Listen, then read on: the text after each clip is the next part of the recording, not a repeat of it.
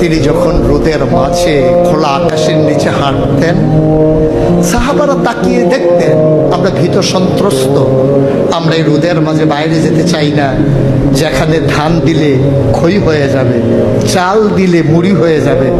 প্রচন্ড গরমের মাঝে তিনি হাঁটেন কেমনে?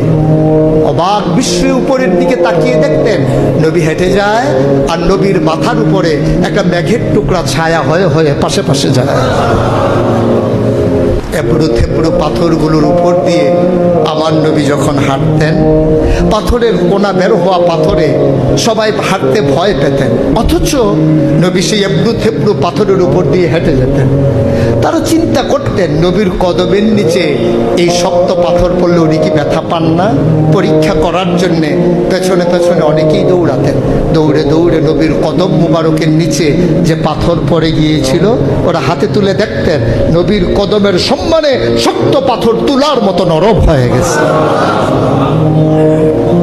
এ নবী আমার, এ নবী আপনার নবী, এ নবী আমাদের নবী। আমরা প্রাউড ফিল করি।